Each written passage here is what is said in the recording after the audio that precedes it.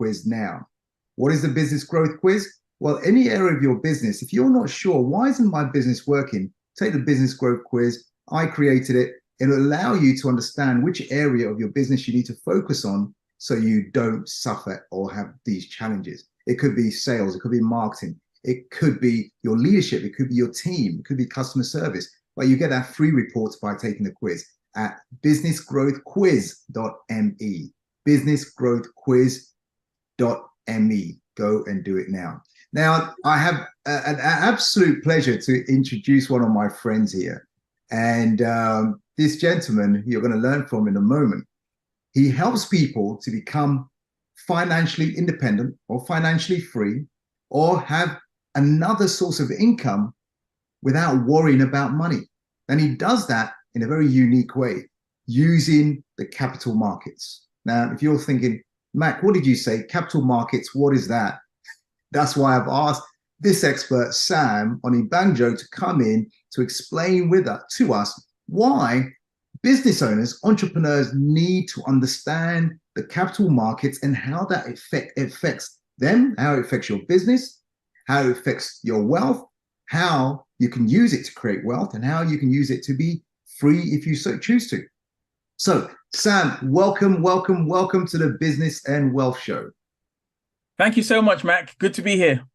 You're most welcome. Thank you. And Sam, generally when I start these conversations, and we got listeners from all over the world, I want everyone to know the person in front of, person in this interview. So tell us about your entrepreneurial background. I know it's varied, and we sat down at lunch one day and at an event. That's where I first met you. It was fantastic. Tell us about your entrepreneurial background. Was it an easy journey? How did you become an entrepreneur before you started teaching and coaching others to make money through the capital markets? Okay, that's a fab question. And you know what? I'm going to actually share something that I've not shared in this way before. And that's because of the way you asked the question. And honestly, when you were asking the question and I was actually thinking of it, I actually remembered the first entrepreneur that I came across. That was my mum. Oh, really? That was a lady that would sit down and cross her leg and think and say, well, if this isn't working, why don't we try that? And as a boy, I didn't really understand, but I remember very early, she was a fashion designer with a fashion shop. And very early, somewhere around 11, I was around 11 years old, she bought her first taxi, brand new car, and we painted it. And I just thought, I don't know. It's like, say hi to the driver. And as long as we were eating and drinking, I was happy. But as I grew, I actually started to realize that, hold on, my mum knows how to reinvent herself. Right. She learned how to reinvent and how to actually have more than one stream of income. And this is a lady that didn't go to university. Unlike my father, who was University of Birmingham, law, and he only had one stream of income. Right.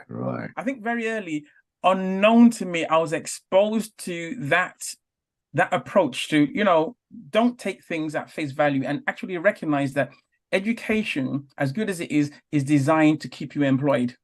Mm-hmm. That is what I learned from it. My father, very brilliant man, he grew up the ladder and he was designed to be employed. And my brothers went through the same thing. But my mother seemed to know how to just try different things and have more money. And I think I just gravitated towards her. And I didn't really think of it to just now, I just actually said, hold on, that's actually true. So so the entrepreneurial journey for me, I think I was exposed at an early age to possibilities. I think that's what it is. I realized early that if one door's shut, you don't sit down and cry there. You can always look around and try for another door. I think unknown to me, it was imbibed.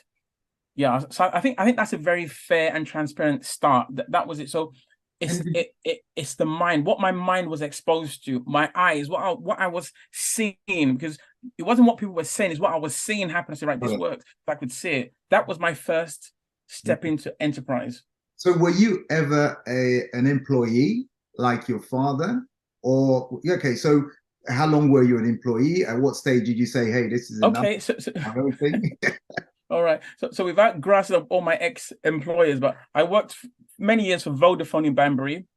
Okay. It was a nice experience. It was a fixed income though. It was fixed. It was like no matter how much you wished to spend a bit more with the family, you knew it was going to hit your account that Friday, save some pennies. No matter how good you were, it was fixed.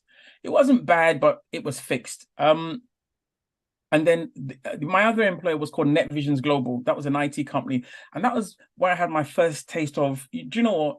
The more you produce, the more money you make. And it was in Covent Garden and I loved it. I had a base. I think my base was 40,000. But then with sales, you could just keep on rocketing and you could taste 60, taste 70 and start feeling the whole thing. But unfortunately, that company, after some time collapsed.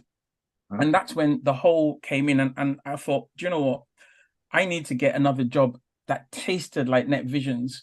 And the next place I went to, I quickly found that the environment, you see, nowadays we use words like environments are enabling or not enabling. Back then, I just, that environment, the last job, I didn't like that environment. But looking back at it, I said that's what people call toxic. Right. It just wasn't the right place. And there was this particular afternoon, I just got up from my seat for lunch. And I just started to walk off for lunch, and I just walked home. You never came back. I didn't come back. I just walked home. I thought, why am I subjecting myself to this poisonous environment? Because people were very petty. They were asking about, you can't use your phone, you can't use your personal phone, put it away. It shouldn't be on the desk. Things that didn't happen in Net Visions. I thought, I can't grow up to be a big boy and then you squash me back down. I said, no way. So I just walked out. I just thought, I can't break my spirit to get paid. I said, it's enough. It was just enough for me. It reminds me when I first started my business about 23, 24 years, 23. Hey, are you sure you're that age, man? Look about 20. And the reason why I'm saying that is I love your story because I remember having a disagreement, or let's call it an argument, with my regional manager at the time. And I was thinking, weeks had gone by, just the environment, I'm not liking it. And I remember after that last argument or disagreement, I came in the next day, I handed my notice and I resigned. And for 23, 24 years, I've never had to work for anybody else. I went on to this entrepreneurial journey. So I hear what you're saying. So what happened after that? Did you work for another company, or did you say, hey, look, what happened? No, see, the truth of it is that this is where people that are, well, I'm a bit bold, but I knew it's like this could be trouble, right? But I just thought, I'm not going back there, right? Got home in a huff and a puff, not doing it anymore. And I think the next day, I remembered that in about 3 weeks' time, my rent was due. And I thought, right, so I need to do something. I've got some savings, right? But I need to do something. And then I went for one of these temp jobs, one of these telly ones where they say, just go on the phone and just telemarketing. I just thought, let me just do this in case of the rent. But then it was very flexible. It was maybe 4 hours a day. So I had time to start thinking. And then from there, I just approached the guy and I said, look, if I work for your business and I bring in sales for you, I will take this commission, but if I don't pay me a penny. And the guy looked at me and he thought, I said, yeah, that's what I'll do. Go on. And he was like, all right then. So he gave me that opportunity. I remember the first 2 months, I made nothing. And the guy, he felt so guilty, but that was the deal because he knew I was slugging away. But month 3, it started to come in. When it came in, you just earn every penny, you just go for it. Month 4. And then I think he had a health issue, and he said, look, he wants to sell the business, but his books were not very straight. So I said, I'll buy it. Me and the other, I said, we'll buy it off you. But if you let us pay in installments, we'll buy it off you. Oh, really? And I think he just thought, he said, who else would buy this off him this quick? That's right. And that's how we agreed. He said, right, you guys, you have to pay me this amount quarterly, and it's yours. My goodness. And that is how opportunity and being bullish, this is it. It was like, just go for it. Like I just landed up and I thought, hold on, this is no longer about closing at 5. There's no more 5 here now. This is my business. If I'm going to stay here till 9, I'll stay here till 9. And that is how I went into this business. And I remember it was called PDCL, Professional Development Center, and it was on Effra Road in Brixton. Right. That was the beginning. And then your entrepreneurial journey starts with all the headache and all the joys and victories and everything that comes with it. So let me ask you this. Tell us now know more about that. And I know you're very philanthropic and you help women and you do a lot of stuff. But I want to get to your main thing, which is really being one of the leading coaches, helping people utilize the capital markets to gain wealth or to become financially free or create passive income. Tell us about your work, the work you do. Right. So before I start on that, I need to just use probably a minute to explain a huge pain I experienced. Sure. Yeah, do that. I was going to come to rolling up to 2008. I started to, so from somewhere around 2003-4, I was winning a lot of public sector contracts. Then it was the mayor's office had the LDA.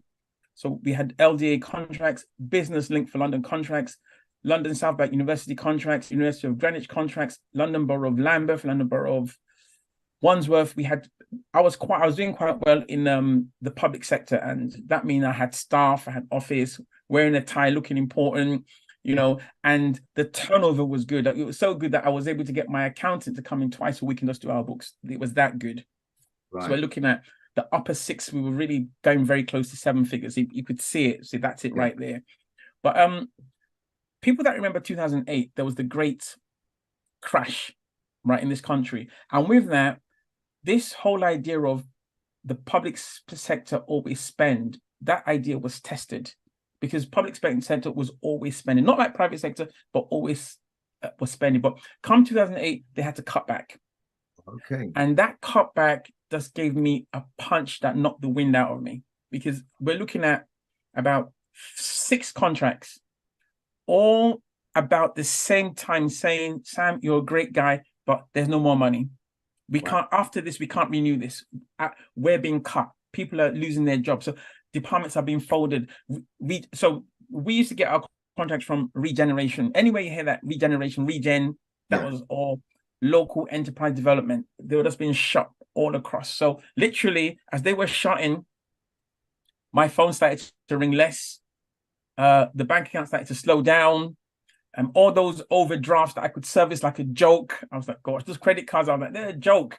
It all became trouble. It's like, gosh, it hit me again. And I think the worst part was having to let go of staff that I knew their families, because that was very painful, because their kids would come in and say hi to them, give them sweets, and then all of a sudden you couldn't do it anymore. I was willing to do it, but I could not financially do it for them because it was them. And then after that, I had to shield my family. I had to, so it was a very, very, very painful time. And by the time I raised up my head, this was 2010, 2011, because there was a bit of a wilderness between that and that happened. I had to accept that that model had gone. And all of a sudden came this crazy thing called social media. Out of the blue came this Facebook and this. We used to send faxes. Yeah, I remember. Handbills, and you take loads of posts, give it to a boy, go to the post office, post it. Yeah. And all of a sudden, there was this disruption. So it was like, I was offended. I said, how dare you come, you, whoever you are, Americans. And I was stupidly fighting change. Right. Till I recognized one day that I'm the idiot. That, look, this change is here. And I found myself being the oldest person in the class. The guy that was, and then the guys teaching this stuff were younger, but I can't really dwell on that. So I'm going to jump into the capital markets and how this happened. But so what I'm really trying to point out here is that it came from a point of pain, a point that said, never again will I allow myself to be exposed to any type of direct or indirect puppet master. Because what that taught me was that even though it was my company, I was still indirectly employed by the government. Right. Because the moment they cut it, I couldn't sustain myself. Yeah. So it was another employment issue. It was just indirect, and it was very, very. It was so painful. Looking back at it now, it's like, this is where some people just give up or go back to employment or commit suicide or just leave the country. But we made it through. We made it right through there. So my search then was, what can we do? What can I put my hands on that never again will I get told or dictated to by a third party? And this was the first time I stumbled on the capital markets. And the first time I did it, some guy just told me and because I didn't understand it, it was like Latin to me. And then the second time was like Latin, the third time like Latin. But all of a sudden, but when you keep on going back, all of a sudden it clicked. Okay. And when it clicked, I realized that every single night, when you and I leave our money in our bank accounts, or when we pay our council tax, all of that money, or our insurance policies, all that money is just moved from those accounts and traded on the capital markets. And even if it makes a 6% yield, it's given back to you at the same amount. So the same £100,000 we left there, traded it, 6% yield, add it to another set of money, 10 million pounds on the markets, 6% yield in 24 hours. So we're saying £600,000 made. Take your money back. You don't know any wiser. They've created wealth. And I thought, that's me. I'm going there, because if they can do it, I'm going there. And I realized there was no boss. There was no one to change policy, or inflation couldn't affect us, and all these things that are even going on now. Yeah. It's we've been able to look back and think, I remember that, but it doesn't affect us anymore. And because my purpose in coaching isn't so much about me becoming rich, it's more, you see, I'm the guy that when I do my my profiles, I'm more defined as a servant leader. Yeah. I will lead, but I want to lead to serve. And that's why coaching just comes very easy to me, because I want everyone to come along. I don't want anyone left behind, and I can share information and talk.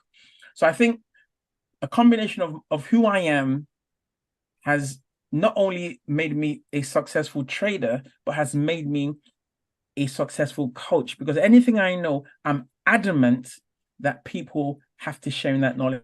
Right? I can speak to mothers about their children and holidays, and time freedom, and the reason why they don't have to leave, they don't have to miss special days at school.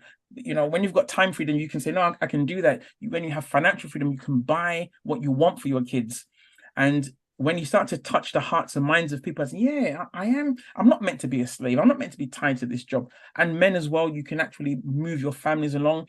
I just find that people get it, they appreciate it, and then comes the work of actually teaching it in a very, very transparent manner. Well, so that is a really speedy. That's my why. That's how it came about. It was a fight against, I call it economic slavery. I didn't want to be bound anymore. I'm the rebel that says no to slavery. Check this out. Check this out, everyone. So what I'm hearing Sam say is, look, if you have, at one stage he was bound by the employer, right? He couldn't do anything. He couldn't even check his phone, whatever. He's told what to do, when to do it, how to do it. Then he starts his entrepreneurial journey, falls into it by accident. Things are going so well, making good money. Suddenly, he realized he was bound by the public sector and the governments. And he couldn't, once those contracts went, his income went as well. So when you say capital markets, you're talking about stock market, are you? You're talking about Forex? What is the capital market? Let me ask. Sorry, right. So what the capital markets means, it means when you hear people say money markets, financial markets, it means everything to do with stocks, and a stock is, or everything to do with the shares of a company that is a PLC. So everything to do with Amazon, everything to do with Tesla, everything to do with any bank you can imagine, anything to do with petroleum and oil, anything to do with gold, anything to do with cocoa, wheat, platinum, all those big things, anything to do with American Airlines, all those big companies we think about, they're all traded on the capital markets. They're traded as indices, shares, commodities, Forex, or even cryptos, but they're all in that marketplace. So, and it's worth 132 trillion. Brilliant. So even when you speak about huge real estate developers, huge ones, they are traded on the markets as well. So they're all in that same capital markets, and they're being governed by a 24-hour clock, meaning that even though it's this time right now in the UK, in the US, it's in the morning. In Asia, they're still sleeping. So the clock goes round, meaning that when it's time for us to go to bed at 10 or 11 or 12, Asia's up, Australia's up there trading. So you can trade this capital markets 24/7. You can trade the UK, the US, China, Japan, Australia, the whole world. It's one agreed capital markets. So Okay. once you're trading it, you can make money from any point in there. So there's ways of making money, or the way rich people do it when they know what they're doing. So there are different ways of making. Capital markets is one of them. So for the entrepreneurs listening, small business owner thinking, well, I'm a consultant, I'm an architect, I'm a coach, I'm just getting on with this. Why am I listening to this podcast? What's the relevance to me about capital markets? Why should I even be bothered about the capital markets? What difference does it make to my life, economically or otherwise? Yeah, good.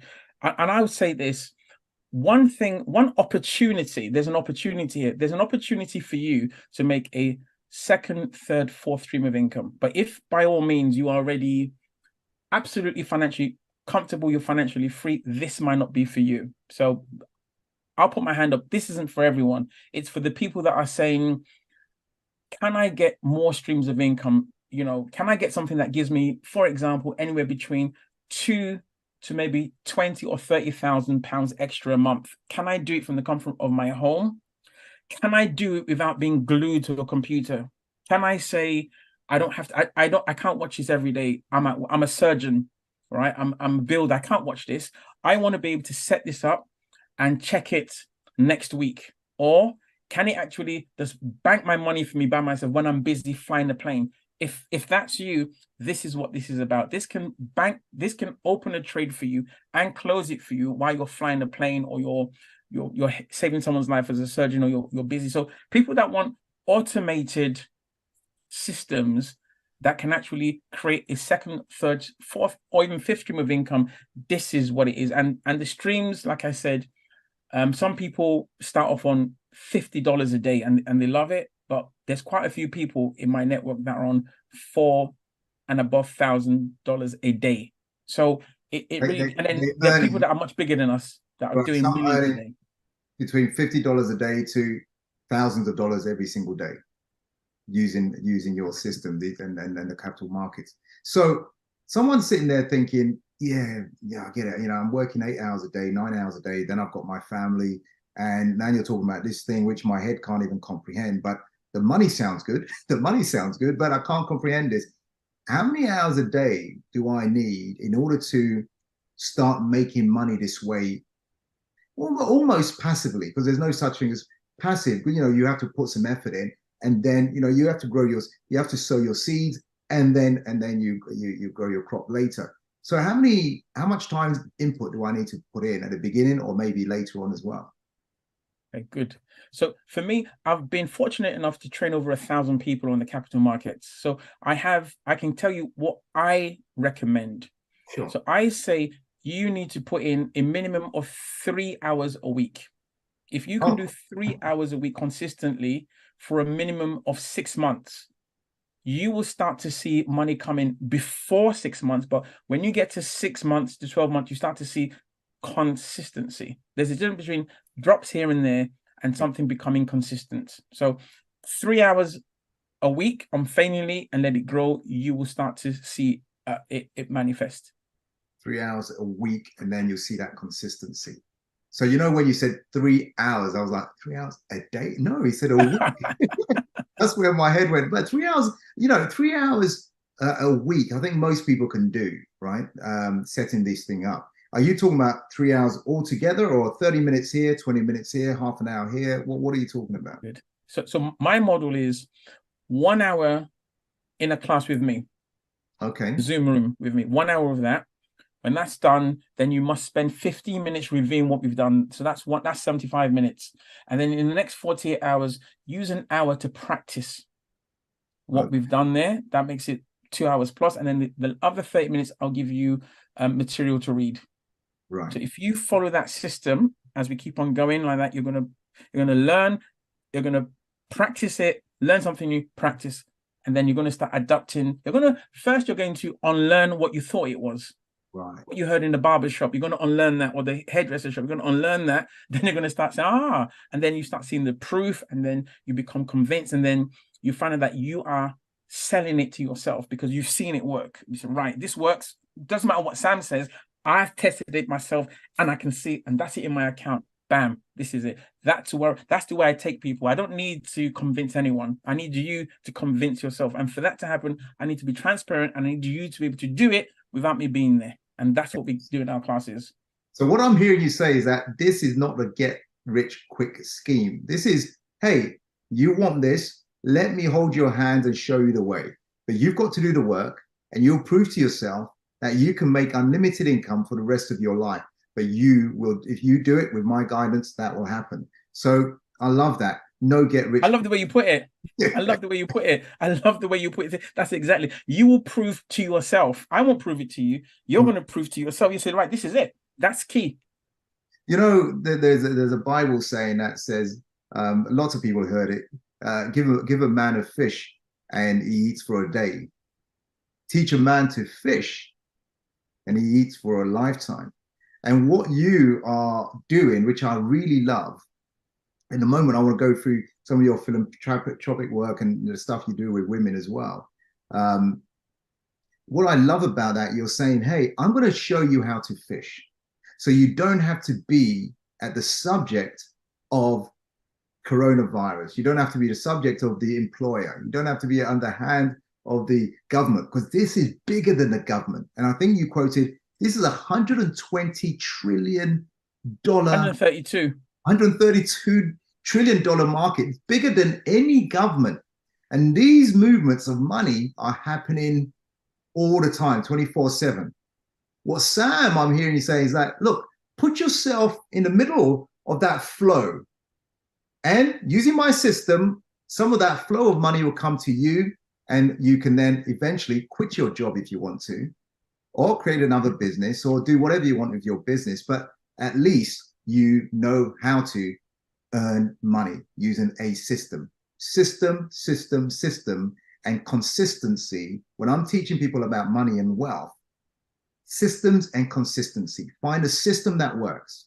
Be consistent with that system, and you will generate wealth. And I love that. I what you said there, right? This, when you were speaking, this is the simplest way I think I can actually explain it. I'm no genius. All I know how to do is we're all on the beach. We're on the beach. It's summer, right? The waves are there. We've got a board. All I'm teaching you to do is I'm telling you to watch for the wave. When the wave comes, just ride it. Don't go when there's no wave. Don't do that. I would teach you how to enter to ride the wave. Someone else is going to create the wave. JP Morgan, Warren Buffett, those guys, Tesla, they will create the wave. They're making billions. We will just ride the wave and make our thousands and come out of it. That's what we do. We don't create. There is no, we're creating this. It's 132 trillion. Sorry. How am I going to do that? All I do is I know when to jump on the wave and when to get off. Because if you don't know when to get off a wave, you might drown. So you need to know when to jump on it with your board off. And that's it. That is how to trade. I think that's the easiest way I can say it. Oh, wow. I love that. That's a great analogy. Now, you're listening to the Business and Wealth Show with Sam Onigbanjo and Mac Attram here, the business coach. And listen, remember to like, follow, subscribe, do whatever you need to do so we can bring you more awesome experts like Sam, who puts these things in a different way you may not have thought of, in order for you to create the lifestyle and the freedom that you really deserve. And that's the reason why we do this podcast, for you to create the lifestyle you want. As an entrepreneur, as a business owner, as a family man, as whatever it is, understand there are ways of working smarter, not necessarily harder. So thank you for that, Sam. Sam, anything you want to add? I know you do the Women for Africa thing as well. Anything you want to add that I haven't said before we start wrapping up? No, I think you've said it. I think one of the things that, like I said, I'm about serving people, and that's why this is where the whole Women for Africa, this is why it works with me. It's like, these are my mom's people, they're her gender. I know how she works. So it's very easy for me to actually help support and celebrate women, because indirectly I'm like, these are my mom's people. So there's no problem there. And then when it comes to, serving people and awarding them, I think that's everything in my business. That's what it's made of. It's made of serving people. So I think it's just second nature to me to actually be, people call it coaching. I call it being in my element. I'm happiest when I'm able to help that person solve a problem. Now, for those people who want to connect with you, what's the best and easiest way for them to either learn more from you, connect with you, find out more information? Funny enough, I'm actually doing a 6-week challenge right now. So it's not too, I mean, you're going to meet the tail end of it, but you can actually literally just send me an email, or you can go to my Insta. My Insta is Sam Onigbanjo. That's Sam ONI. Well, my name's written there just below. Yeah. So that's spelling there, ONIGBANJO. On Insta, on LinkedIn, Facebook, or Twitter, and just literally send me a message. I'll respond, or my bot will respond, or a team member will respond. But I look at everything. You know, even if they do, I'll still look at it. Right. So please do that, or you send me an email if you want to right now, and you can send it to sam@samonigbanjo.com, and it'll come straight through to me. Or we have a team WhatsApp. So if you like that, you can hit the WhatsApp at 07944652625. That's 07944652625. You can WhatsApp that number, text that number. Someone in my team will pick it up. Yeah, for those listening from abroad, it's +44 on that number as well. So, Sam, I want to say thank you very much for the inspiration, the stories, the principles that you follow. That, you know, with these things, it opens people's minds and broaden their horizon. So reach out to Sam, see how he can support you. There's no harm in asking a question and say, hey, this is my situation. I love what you said with Mac, and I've got this question. Nothing wrong with that as well. And then I know the size of his heart, because my wife told me the size of Sam's heart after my wife went to her event. She loved it thoroughly. So next year I'll be going as well. So thank you, Sam. Take care. Have a good rest of your day. And for all those listening, remember to subscribe, follow, and also make comments so we know what you got out of this. Thank you, Sam. Thank you so much. Take care. You're most welcome. Bye.